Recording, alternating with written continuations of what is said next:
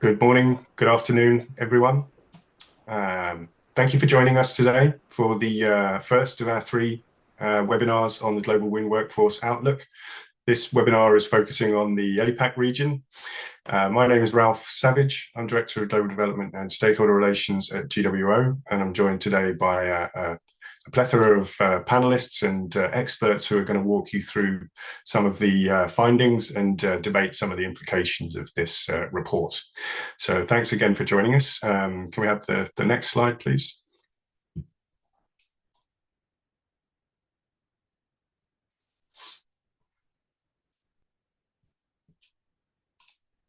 I'm still seeing the first slide.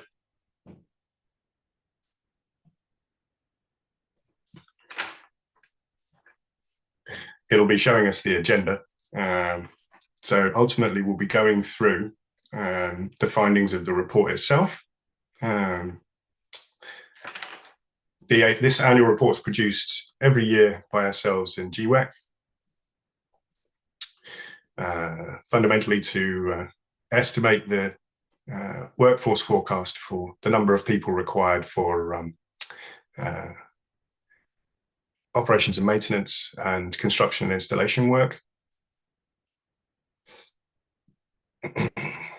Just getting some, there we go. So I'll be introducing our panelists, and then I'll be handing over to my colleagues from the team at GWO, and then also to GWEC for the findings of the outlook itself, and then a panel discussion with our guests who are online. We will be taking questions from you, but those will be afterwards. I encourage you to type in your questions into the application as and when they occur, so don't wait to write your questions down, but we'll be asking those afterwards, answering those afterwards. Next slide, please. So to introduce our panelists today, I've already spoken about myself. From our team, we have Haiqing Wang. She's a market analyst at Global Wind Organization. She's responsible for all of the data modeling that goes into this report. And we also have Feng Zhao, who's head of strategy and market intelligence at GWEC. I think actually Feng has a different title now, so forgive me. And from China, we have Yu Hui, who's head of research at China Wind Energy Association. And we're very pleased to have two independent panelists with us as well from the industry. Annelies Stiers is Vice President for People and Culture at the APAC region at Vestas. And finally, Vincent Tsai, who is CEO of Taiwan International Wind Training Corporation. Welcome to you all. So I won't be speaking that much until we get to the panel debate. The next part of the presentation is to walk you through the key findings of the report. So I'll be handing over to Haiqing first, and then Feng to cover the different elements of the report's findings. So thank you very much, and over to you, Haiqing. Yeah, thank you, Ralph, for the introduction. And good morning, good afternoon, good evening to wherever you are in the world. It's my pleasure to share with you the findings on workforce trends. So before I dive into the numbers, I want to take a moment to reflect on the purpose of this report. We're striving to a future of net zero emission. And in this journey, our key players, they're having ambitious targets, and our goals for wind installation is increasing year over year. And this raises critical questions for workforce development. How many wind technicians do we need in the future? And how well are we prepared in developing the workforce to supply the growing workload? Now let's look at the chart. The chart represents two key trends. The column bar represents the forecast global wind installation. And alongside the column chart is the installation trajectory we need to follow to stay on the track to a net zero emission pathway. According to GWEC's forecast, in total, 791 gigawatts of new capacity will be added. And despite the wind installation is growing year over year, we are still falling short of the required pace to meet the net zero pathway. And based on our forecast, according to the wind installation forecast, we estimate that globally by 2028, there will be over 532,000 wind technicians needed to fulfill the demand in tasks related to construction, installation, operation, and maintenance. And we estimate that 40% of them, the wind technicians, will need to be newly recruited in 5 years. There are two major factors contributing to this 40% of figure. First, as in any industry, workforce attrition is inevitable. Wind technicians, they may leave the industry due to the challenging natural environment in which wind projects are located. And they may leave probably because other industry that require similar skill set can offer better pay.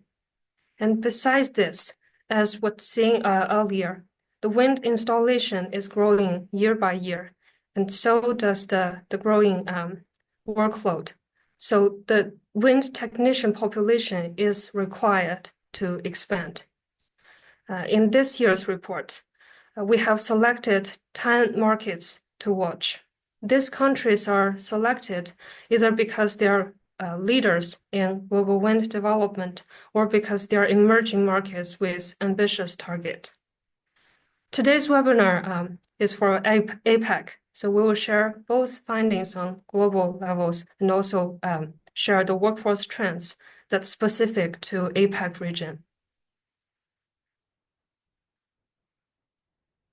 And to better understand the workforce demand, it's helpful to look at how the workforce demand is distributed between onshore and offshore sector. Looking forward, in the following years, technician demand will still mostly remain for onshore projects, while the offshore project wind technician demand is growing. And on the right-hand side, we have a breakdown of workforce demand by sector and segment. We can see that for offshore wind projects, both task-related workforce, they are growing.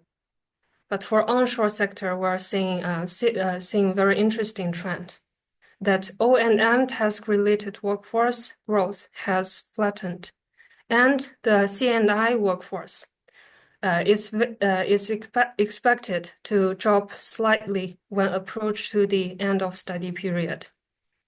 This is due to a significant rise in average turbine rating.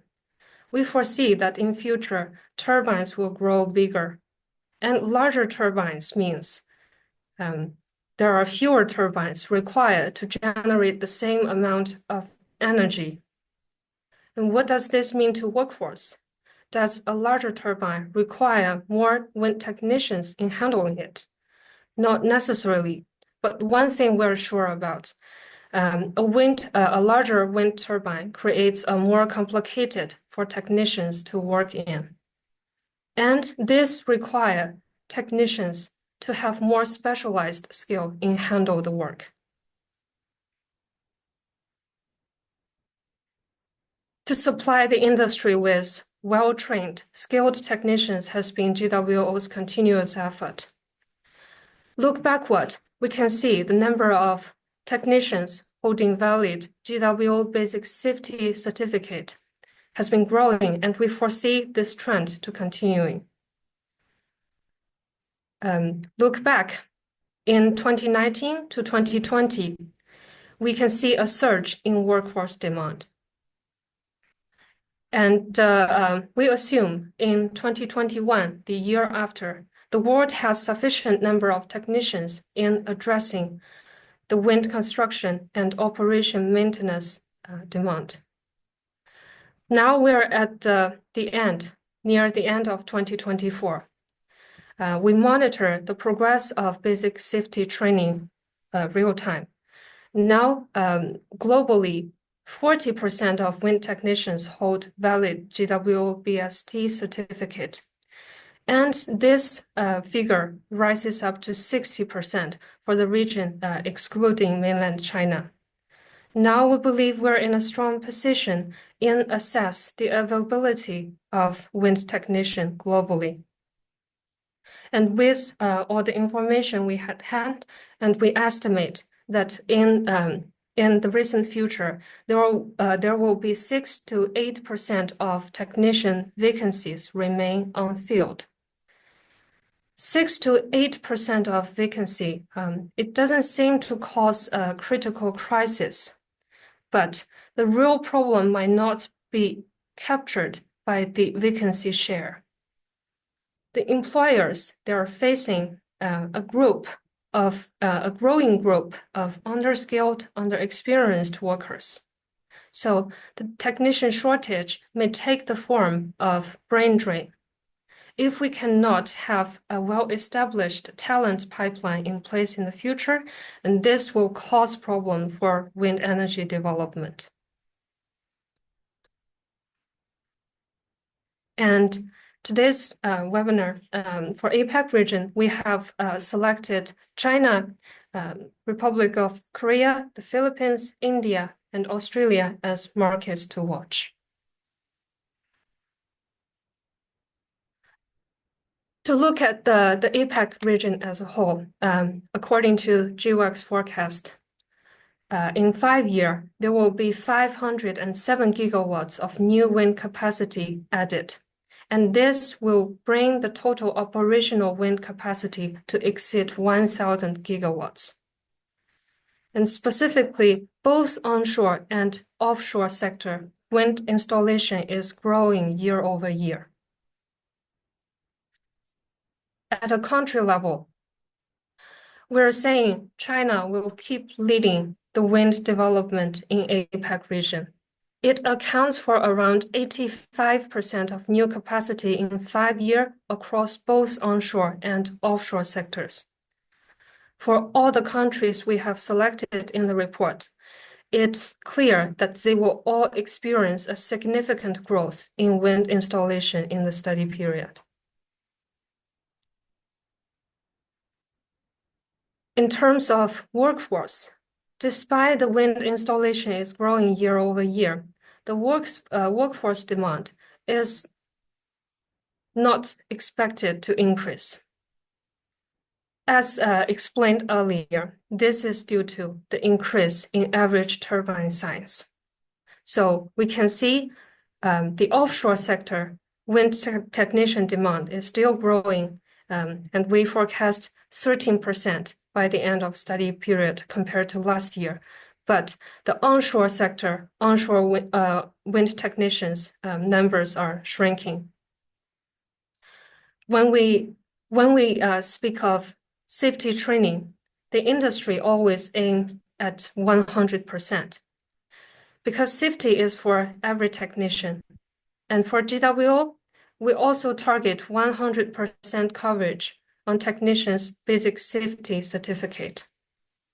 And we monitor this progress to compare the number of technicians holding valid BST certificate to the total number of technicians needed in the 2028. We can compare the progress in different regions. It's clear that APAC region stand out because it has a high demand in wind technicians, but relatively low progress in GWO training. And a question for APAC region is, how can we leverage the existing resource to accelerate this progress? And today we have a diverse group of stakeholders joining, and I look forward to hearing your input in panel discussion. From now, I will walk you through the workforce trends for each market selected to watch. And we start with Australia. According to GWEC's forecast, wind development is scaling up. And in the future years, on average, there will be 2 gigawatts of new capacity added. And this translates to around 5,500 technicians each year. As seen in the chart, currently there is no offshore wind capacity in operational. But Australia is politically committed to realizing its offshore wind potential. In China, GWEC forecasts that 360 gigawatts of new onshore wind and 72 of new offshore wind capacity will be connected to grid in the next 5 years. And here we can see a similar pattern in workforce trends as we've seen in overall APAC region, that the total number of technicians needed is declining. It is fair to say that it's China's robust supply chain and leading manufacturers that are driving the growth of average turbine rating. And for that very reason, we forecast the number of wind technicians needed to fulfill the task in construction, installation, operation, maintenance to shrink. And the workforce demand. In 2024, we forecast in total 238,000, and this will become 205,000 in 2028. India is another representative developing country that is making significant strides in wind energy development. According to GWEC's forecast, 23 gigawatts of new onshore wind capacity will be added in 5 years. And its offshore wind market is kicking start. And we foresee it starts at 2026 and will it starts at 2028. And the corresponding wind technicians need surge in 2028. Overall, the policy environment in India is very favorable, and we estimate approximately 35,000 technicians will be needed per year. The Philippines wind installation is experiencing some challenge, and for the challenge is coming from policy and infrastructure. And for these reasons, GWEC forecast still a surge in wind installation, but a slight decline when approached to the end of study period. And in total, 3.4 gigawatts of new onshore wind and 5 megawatts of offshore wind will be added. Here, we forecast the the demand of technician surge in 2025. Then this is an interesting case. In a hypothetical scenario, let's say the wind developers manage to recruit the number of technicians needed. Then because of the planned wind construction is shrinking, the corresponding wind technician for onshore sector is also shrinking. Then this brings us to another important question for our technician mobility. These skilled wind technicians, they are highly valuable. We know that the Philippines energy sector is working actively in training technicians specific to offshore sector. And there is potential. They use this window to get ready. So by the time that offshore market takes off in the Philippines, they have the demand, the required number of technicians in place. We arrived the last country profile, Republic of Korea. South Korea is unique in that it is following an offshore dominant pattern. And GWEC forecast 3.1 gigawatts of new offshore wind will be added. And this is the main driver of workforce expansion. And we forecast that by 2028, in total, South Korea needs 2,900 wind technicians. And notably, there is a surge in offshore technician starting from this year to 2026. Another question here is how can we swiftly respond to this rapid expansion in required offshore technician. So with all this being said, I will hand over to Ralph. And thank you for your attention. I'm happy to take questions in Q&A session. Thank you. Thank you, Haiqing. Only handing over to me for a moment, I'm now going to ask Feng from Global Wind Energy Council to give their perspective and the policy overview. So over to you, Feng. Hopefully you can contribute from the airport. Thank you, Ralph.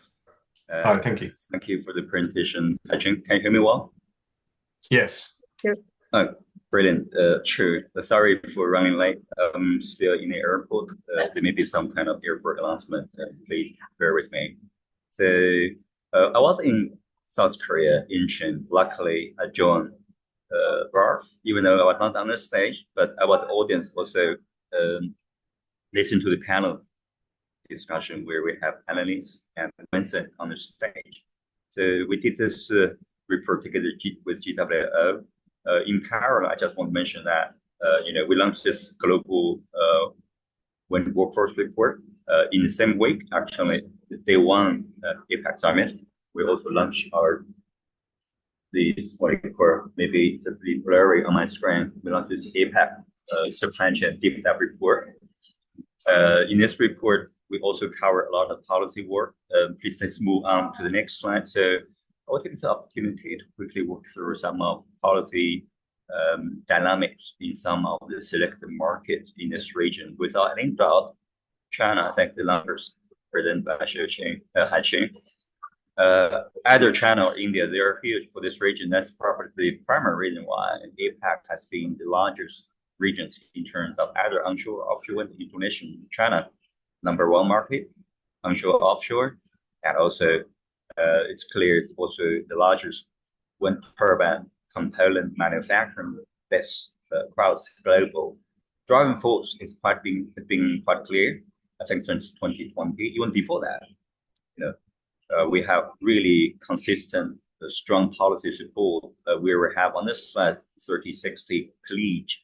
We will have the carbon emission peaks by 2030, and the country, the second largest economy across global, they want to reach carbon neutral by 2060.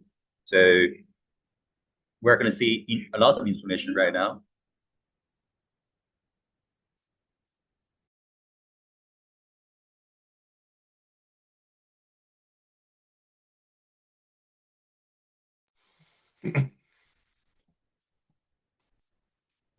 Apology, disturbed by some people here. So again, looking at the Chinese market, I think it's not just about the skill, it's also about technology. We all know China is the largest manufacturing hub. Still today, hosts 11 turbine OEM. Looking at the average onshore wind turbine information size for onshore wind, nowadays, I think the average onshore turbine size around 6 or 8 megawatt per unit. For offshore, it's even bigger, according to this report. And we're going to see probably average turbine size for offshore wind will reach something around 18 megawatt. That's the exact reason why I should mention we're going to see the drops of the numbers in terms of turbine. Just look at the Chinese market alone, that's a huge drop in terms of number of units. Moving down to India, the second largest onshore wind market in this region, globally number 4. Similar like China, the India government still has quite ambitious target, as you can see on this slide, 500 gigawatt renewable installation by 2030. Out of that, 1/5 will be onshore wind. So even though we don't know if the government can achieve their target, but in general, if you're looking at the auction scale, auction plan, they want to launch 10 gigawatt onshore wind auction between 2023 and 2027. In 2024, we see more than 7 gigawatt has been offered in the marketplace. In addition to regular auctions, another key drivers for the growth in this market, that's the commercial and industry segment. Also, this country hosts more than 10 turbine OEM, including Western turbine OEM, Chinese and Indian suppliers. So it's possible that they can increase their nacelle capacity for onshore alone by 2030 around 27 gigawatts. So we don't have any doubt that India will play a regional role, not just to support the growth at home. Offshore wind right now, they don't have anything in the water, but they had a plan to launch 4 gigawatts, I think already launched earlier this year in February, 4 gigawatts of seabed leasing in Tamil Nadu. And also a couple of months ago, SEC also launched the first 500 megawatt ISTS auctions. So in Gujarat, that's another province. So in general, the government wants to launch, just looking at the seabed leasing alone by 2030, that's 13.7 gigawatt offshore. So it's quite ambitious, even though they don't have any turbine installed in order. But we will see. Next slide. Now let's move on from the two largest markets in this region. Next slide, we can see South Korea. It's very interesting. We GWOC, we host our second APAC offshore wind summit in South Korea. We have some high-profile speakers from the minister. I also, together with our CEO, I hand over a copy of our APAC supply chain report to the Deputy Minister of Industry and Trade. It's quite positive to see a lot of things going on in South Korea, not just onshore-wise, due to this relatively size of the country. Offshore has certainly a lot of potential. By 2023, end of last year, so nearly 23 gigawatts offshore wind project, they already got what we call electricity business license. So again, looking at the potential, the country awarded 5 projects already, 1.4 gigawatt in January, and looking at the visibility or pipeline, they want to launch 6 to 8 gigawatt between now and 2026. The first project actually has been launched end of October. That's 1.5 gigawatt, 500 floating, 1 gigawatt. Fixed bottom project, 500 megawatt floating. That's very interesting. I think to make sure that global offshore wind floating wind can achieve commercialization, we need not just the UK, or we need actually countries in in APAC region, including South Korea and Japan, to play a role. So we can do a global push in terms of commercialization for floating wind. The next country on this slide is Philippines. Luckily, I had the opportunity to meet the Shadow Minister for Energy from Philippines. We had a disclosure roundtable. The delegation also joined the GWO roundtable as well in Incheon last week. The message is quite clear. To be clear, the slide Haiqing mentioned properly, you can recall, we see the downhill in terms of growth. But our projection from GWOC primarily based on auctions, but looking at what's in the pipeline, I think the message delivered by the Shadow Minister for Energy is quite clear.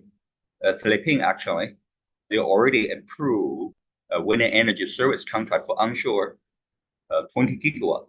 So instead of saying, the drop of the installation, we believe that as long as they maintain what we call the green energy auctions, we are going to see relatively stable growth for onshore. Offshore is even more ambitious.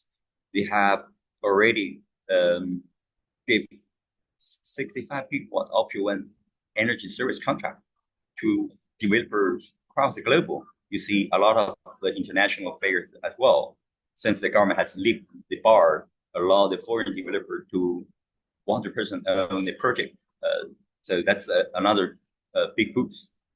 The president of Marcos, he wants to get the first turbine, either first project or first turbine installed by 2028. It's quite ambitious. Through the roundtable, we believe that there is some kind of crunch in terms of supply chain. Philippines got to compete with South Korea and Japan. Even the plan to get project built by that time, it's going to be a very crowd, period of time toward the end of 2030. Let's see how the market play out in this region. Next slide. I believe that's Australia. Australia right now, I think primarily onshore, and the country has huge target, where you can see 80% of renewable contribution in their energy mix by 2030. So looking at the growth on the federal level, I think the big move 2 years ago announced by revamped capital investment scheme. Through these auctions, they are going to double the large-scale onshore wind and solar information. On the state level, we have the regional auctions to drive the growth. Looking at the offshore, even though I see, okay, the slide also presented by Haiqing, it's clear. Australia, they are going to increase the installation probably more than 1.5 gigawatts this year and going to continue, the momentum, something between 2 and 2.5 throughout the year up to 2030. That's for onshore. Offshore wind, we're going to see, at this moment, we don't have the federal target, but on a state level at Victoria, they have 2 gigawatts by 2032, 4 gigawatts by 2035, 9 gigawatts by 2040 target. We had a conversation with the Australia delegation last week in Incheon as well. I think they are keen to promote offshore wind. They are not going to give some kind of restrictive, local content requirement. They made this clear, as long as the supply chain is transparent, they are going to get massive contribute. So at the same time, leverage their own competitive, advantages. So finger crossed for Australia. 12 gigawatts have already got the feasibility license. In total, that's 23 gigawatts. So no matter what, we're going to see offshore wind to be built in these countries start from earlier 2020. So I think that's pretty much the snapshot in terms of policy for those for select market. If you want to understand more about country growth curve policy work, just download our supply chain deep dive report. You can go to our GWEC website. You can follow the latest press release. You can download the report. You can find country level snapshot for Philippines, for Indonesia as well. So anyway, that's another piece of work we recently released. We believe we can bring value. The last slide, I want to quickly summarize the recommendation from this slide, from this report. So actually, next slide. So regarding policy recommendation, we have 9 recommendations. Our APAC supply report, we have 7 recommendations as well. I can see there's some kind of overlap in general to build the wind market growth in this region. And no matter you are looking at supply chain, looking at installation, construction, operation, there's something in common. But looking at this 9 points, I think it's clear. To build workforce, we need a strong policy target. Workforce target should be part of the national energy policy. And when countries develop the national energy strategy, they need to think about their own, target for workforce to promote.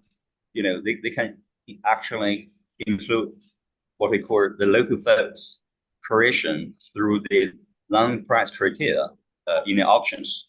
And also, they need to have the strategic policy planning throughout their own, throughout their own workforce policy. Policy is one thing. We need to get strong support from the government, including the incentive program, and also they have to think about education program. Luckily, we see countries, even including Philippines, Vietnam, they are working on this kind of transition, education in university. Also, transition, retraining, that's another angle. Reskill, that's also opportunity to transform the skill we have already from fossil fuel industry into renewable. Again, during this transition education, of course, we have to think about the diversity, gender balance. We cannot, have an industry just no. That's the same thing we're pushing in the state in Incheon. We need to have female professionals on the stage as well. Luckily, we have Annelies join us last week, join Ralph on the stage as well. Last piece, I think, last but not least, that's we have to set the bar high, potentially in terms of provision for operation and health. We heard already, there's some kind of accident in Australia a month ago during the installation process. I think to reduce or improve the risk, improve the health or safety standard, we need to work together and take the advantage of global standard, working closely with organizations like GWO to set up this standard. So in general, that's pretty much the recommendation. You can find more information from this report. I'm going to end up here now. If you have further question, happy to join later. Thank you. Back to you, Ralph. Thank you, Feng. So we're going to move on swiftly to our panel discussion, and I'm going to throw the same question out to the three of you, Annelies, Vincent, and Yuhui.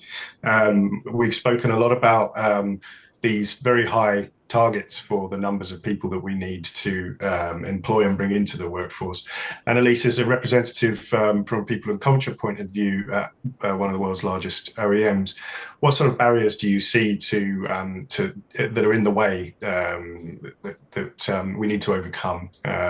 Who needs to be involved? Is it something for government and industry and education to work together on? What do you see as the ways we can overcome this? Thank you, Ralph, for inviting me. And the barriers that I definitely see for Vestas are closely connected to the findings of the report, which is just presented. It's definitely the limited availability of highly capable professionals. And we have several projects running in APAC. We have a large footprint. We are active in more than 12 countries. And what we see is that mainly the complex projects in offshore, that we are highly depending on our experienced professionals from the more mature markets, and that's currently still Europe. And that works well, but these professionals are scarce. So we have only a limited pool. And if we bring them to APAC to support, it is definitely a good setup from a mentorship perspective. But currently we are facing a lot of challenges by doing that. And first of all, cultural, because you bring professionals together from different backgrounds. They are used to different working mechanisms. Sometimes we are facing challenges with regard to different languages.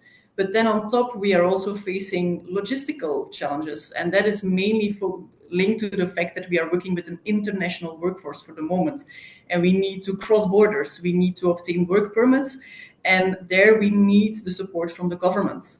And what we also are facing is that we see complex regulations which are not always compatible with the needs in wind. So that is definitely the current picture. And when I look at the data and the report findings, I think we will struggle even more in the future.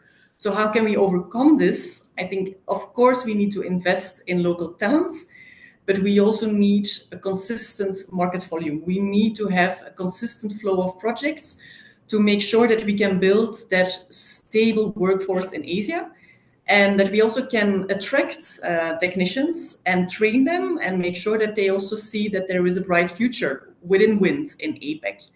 And if then the governments could support us with exploring opportunities to adjust working relations, crossing borders mobility, that would definitely be helpful from a Vestas perspective. Thank you. Thanks, Annelies. Yuhui, in China, we obviously have numbers for forecast installations, which are 85% of the whole region, and a big workforce, lots of dynamics that Haiqing and Feng both referred to. But I imagine also some challenges in bringing the right people in and giving them the skills that they need to work. What do you see in the Chinese market as the main barriers to overcoming this challenge? Yeah, thank you to GWEC and GWO for having me here, and thank you for the question. And we have seen the numbers you give in the presentation. Definitely, the installation capacity is really big over here in China, and also see the very big potential in the future. And workforce-wise, also a large number, needed by the industry. But now we can see a trend because the economy here in general is not that growing that fast. For example, the real estate and people working there are forced out to find new jobs, and the renewable energy, especially wind, is one of the potential target field for them. But when they enter this new field, they're not that prepared. I have to say that. I think we share the same feelings with Annelies and you guys over here. So the demand is over here is about qualification, and we see that qualification is very important, but it has been a challenge for a long time. But I'm not saying that people are not that smart. Is that they are not just prepared well for this new field. So I have to say that there are a few reasons I find, or barriers you call. One is that the government is not adding enough pressure or have very successful programs to have people trained, nor the industry, including the asset owners, OEMs, and the subcontractors, and also like insurance companies. They're not putting enough pressure to get proper people with proper skills and also proper training for safety. So you see the employers are trying to find people, recruiting people. They see similar words on the CV related to wind, but they are not satisfied with the people they hired. So what we can see is that there's a big gap between what the industry needs and the education and the training and the educational system is providing. So I think that's one barrier, the gap between the industry and the educational system. Another one is that we should also take a look at the working conditions. So certain parts in manufacturing, most parts of all operations and maintenance, the tough working conditions scared people away. So we have an example that caused quite a lot of attention on internet. People run away from the offshore wind farms because there's no, for example, walk-to-walk facilities. So they still think it's very dangerous, even they already got proper trained for like sea survival. So this very tough working conditions scares people away. That's I think another barrier to enlarge our workforce in the wind energy. And another one is related to the a trend in China, because now a lot of wind turbine OEMs are going overseas. So they go to Europe, to Middle East, to Central Asia, to South America, right? All these countries. The language and cultural barriers, because most of the times they have to hire people locally. So I think it's one of the biggest challenges for them to enlarge their workforce. So I think these three barriers is what I see from the industry. So how to solve this problem? It's not that easy. It's not that easy. I think the government should play a very big role to solve this problem. I mean, twofold. One, the Chinese central government is already publishing a policy to put more efforts on vocational education, but the local government is not taking enough action on that policy. So what I can suggest is to have the local governments work together with industry to emphasize on vocational school to train people in terms of skills and also safety.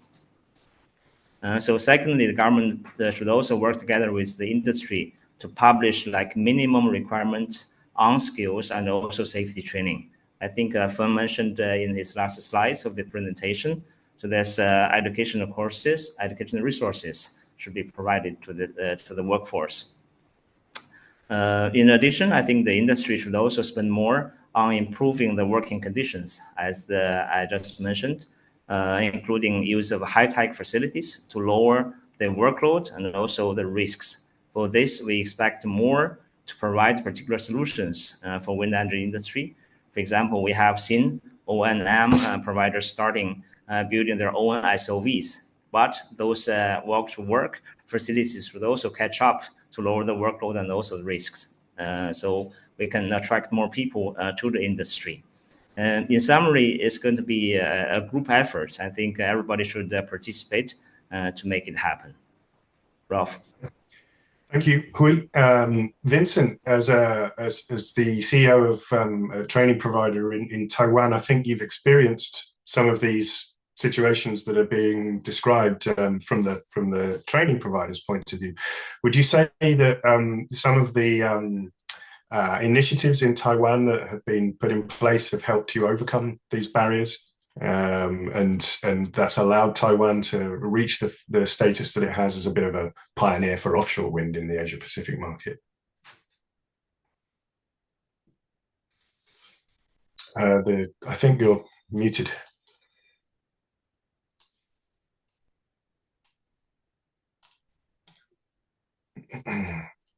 Hello, hello.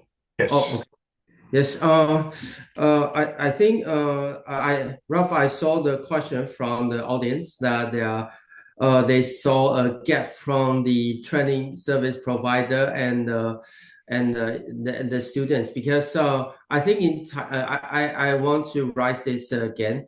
For actually in Taiwan, we do see some of the training provider are having shortage when they are facing the hot season, but in the winter season, in the off season, we'll see there's a very few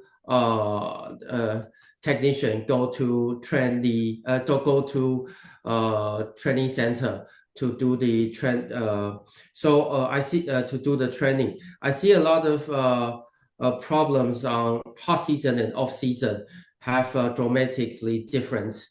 I think it will be quite crucial that area like Taiwan, Korea, and Japan, we can share these instructor resources and training sources together, because sometimes our hot season will be the other area off season. So we can share these resources together. And actually, flight is not too far from Taiwan to Korea or Japan, is quite near. So if we can have this kind of cooperation, we can deliver more, continuously deliver this service to our clients, and supporting each other. So and also I saw the problem about the advanced training. Because advanced training, they are only, like in Japan, are really few of the demand. So it will be no way that directly build in there, and it will be more helpful that directly send it to Taiwan, and this Asia, we can do this service directly to the client. It will be cost efficient and time efficient. Because sometimes you need to wait the instructor to be trained, or wait the instructor have free time to open the course. I think it will be not really. You need to wait, accumulate this technician, then you can open the course. If we can do like area regionally cooperation, then we can accommodate all these advanced training in one area. Then be great helpful to supporting this high special training. Yeah, and as in Taiwan, we are a lack of workforce. In the past 2 years, we are thinking about it will be okay to have new talent into this industry, but we are seeing we're getting fewer young talent moving to this industry. So I think it will be facing difficulty in the next couple of years. It will be more difficult. Yeah, and if we can, like just like last time we are in Korea, we mentioned that if we can supporting each other, maybe in the South Asia area also can bring some new talent into the market, then it will be to supporting all this workforce shortage. Taiwan, Korea is we do have low newborn rates, so newborn baby is less. So yeah. I think this is something that we can recognize in many countries. So perhaps that's the biggest challenge that we have from a workforce point of view globally is how do we bring young people into the world, let alone into the workforce. I was going to ask some of the panelists a little bit more about have they seen any initiatives that they think have been successful? Annelies, I know you from Vestas' point of view have been focused on transitioning workforces and bringing people in from other sectors, and you had some interesting stories and case studies there. Is this something that should be actively pursued? Is that an area where government policy can help? Any reflections there? Yes, for sure. I have some successful experiences, mainly in the Australia market, where we hire cross-industry, mainly from the mining. So that is definitely a workforce who is willing to reflect and transition to wind in general. But of course, we need to make sure that there is a training path available for them, which is easy, plug and play, so that they easily can shift into our work patterns. So that's one thing. And of course, we need to, can I use the word, battle towards other industries who are potentially also more profitable than the current situation in green energy. That's just how it is. But I believe that we need to join forces cross industries. And I think about oil and gas, mining mainly in Australia, which has been very successful for us. Yes. Is there a similar story in China, in terms of whether you mentioned that the wind industry is a high risk role and there's a challenge to attract people into the industry, but do you have opportunities to transition people from other sectors who may be of interest? Yeah, there are, I think, a few initiatives that I've seen that start working. I have to say that. For example, Goldwind has this collaboration with a number of vocational schools to launch courses to train technicians for wind. And they even have this idea to book, 2 classes of technicians that are probably trained to Goldwind, which is very good news. And those vocational schools are very interested of extending their scale of such training. So they want us to, have kind of initiative to organize training courses for technicians for the whole industry, which has to be state of art, of course. Another one is, I think, is an echo from the last slides of Feng, that we need to bring foreign good experience from like Europe to China. To bend those good experiences into the Chinese situation. What I've seen in Shantou, we are going to have a very big summit in Shantou. They have this big training center for safety, and then have this connection with a Norwegian training provider, which could also provide educational training in terms of skills, which are, I think, a very good example of collaboration between Chinese local training providers and also foreign training providers. So such initiatives are appearing here in China. I think we could find them and give more support to these initiatives and maximize the effort. Okay, we're getting a few questions that are coming in from our participants outside, so I'll try and raise one or two of them.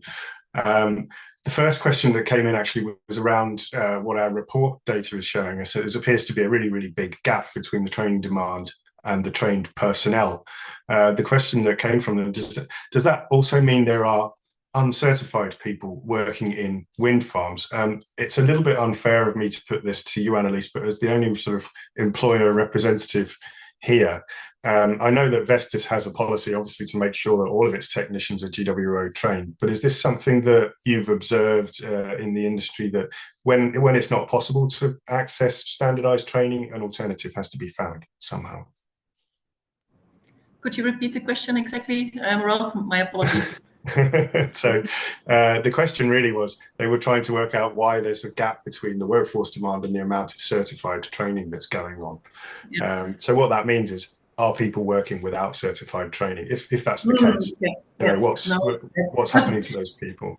No, that's definitely not the case for us. It is fundamental that all our employees, and mainly the technicians who go on and offshore, that they are fully skilled and well supported, because for us, safety is key, but also operational excellence. So that's something where we do not negotiate on.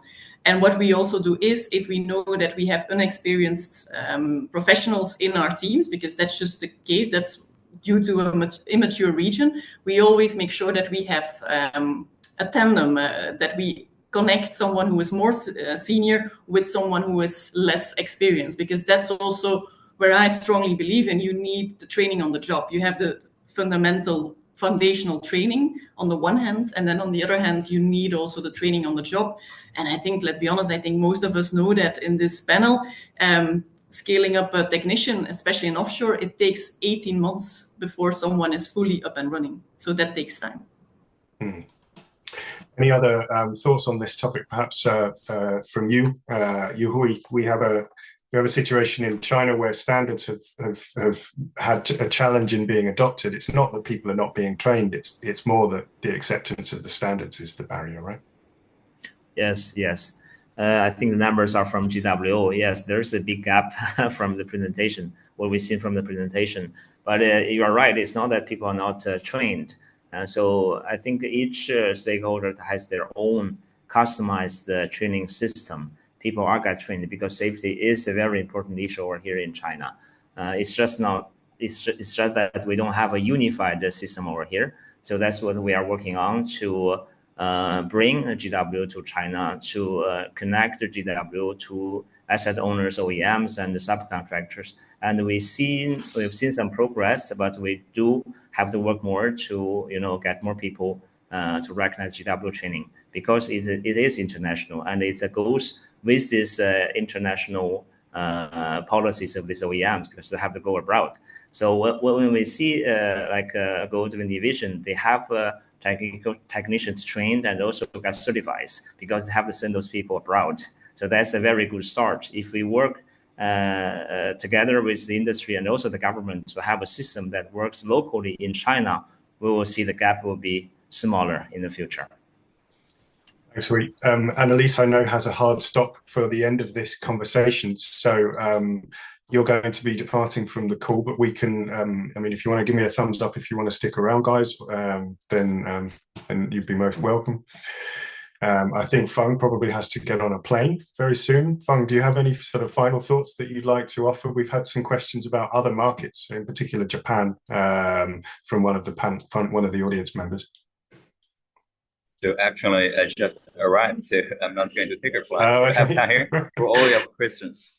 So regarding the question in the channel, I think for Japan, like I mentioned in this report, we do have the 15-page case study for Japan as well.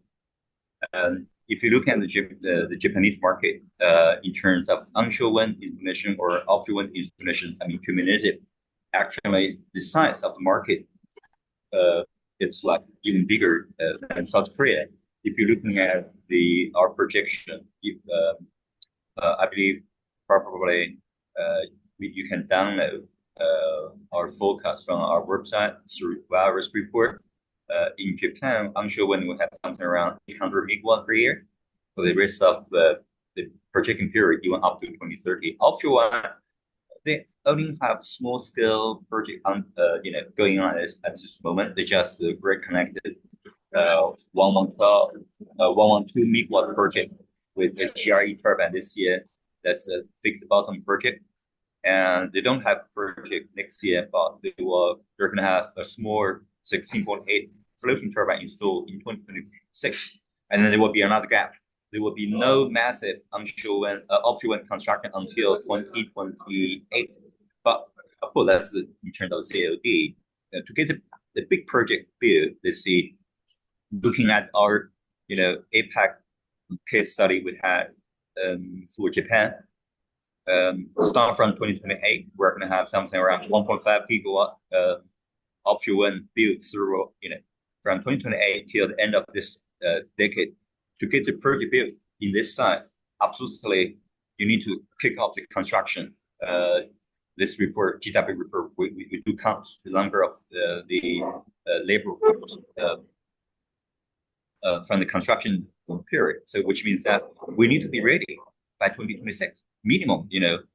Those big projects, that's from the first fixed bottom onshore project in Japan, which won by this Mitsubishi consortium. They use GE Halia turbine, with the very big project. So in total, that's on average, I think something around 800 megawatts. So to get this kind of scale, to achieve this kind of scale, you got to have the workforce ready even tomorrow. So again, I was in Japan in the beginning of September. We meet the Minister of Land Transport. We meet the Minister of Industry and Trade. A big problem, I think, for Japan, they're going to face compared to the other emerging markets for offshore wind, for example. I think Japan are going to have even more challenge, even than Vietnam and South Korea, Philippines. There is no oil and gas industry in Japan. So they also have the cottage in terms of free flow of the workforce. Proper Vincent, you can confirm. I think that's something GWEC together with stakeholders and leading European developers we are working on. I think to get the right people, get the project built, primarily offshore wind by 2028. We have this industry approach. If they cannot work together with the Chinese industry, certainly as Vincent mentioned, South Korea, Taiwan, Japan, even potentially Philippines, Vietnam, need to working together. There is no single country approach to get this job done to make sure APAC achieve the goals, tripling goals, help the global market to reach 1.5 pathway target. There is only way to do it. It's open door policy plus regional approach. Regional approach is not just about supply chain, workforce. That's another crucial point we need looking at. Thank you. Thanks, Feng. And we'll begin to wrap up, but just another addition on the Japanese workforce development story is the publication that JWPA did of workforce training guidelines earlier this year in September. These define the role description for a wind turbine technician and the means by which he or she can train in order to fulfill that role. This is an important policy document that the Japanese Wind Power Association owns and has been endorsed by the industry. It's been produced by them with GWO, and it's a really important tool for them to be able to show to those in policy-making positions what the requirements are that the industry says it needs. And I think from the point of view of what our panelists have been telling us over the last few days is that we have to overcome some of these barriers by collaborating between industry and policymakers to show how to bridge the gap between what the industry needs in terms of standards so that mobility of the workforce can be guaranteed and the skills that employers say they need can be provided and connected to public education programs and so on. On this basis, we're going to call it a day for this round of our webinars. We will be covering different regional markets for the next few days. We're going to be back later today to cover the Europe, Middle East and Africa region. And then in a few days' time, we'll be covering the Americas region as well. So please join us for those and we'll be diving into all of the challenges and data as we've had today. But thank you all for joining. Thank you, Hui. Thank you, Vincent. Thank you, Feng, for joining in, and Haiqing for your presentation of the Global Wind Workforce Outlook. Just if you can just quickly put a next slide up, we can have the link to the QR code for downloading the report. And with that, I wish you all good day. It's 9 o'clock in the morning here in Denmark. End of the day for you guys over in China and Taiwan. And so thank you all. Look forward to talking to you again soon. Thank you. Thank you, everyone. Bye. Thank you. Bye, everyone. Bye. Bye-bye.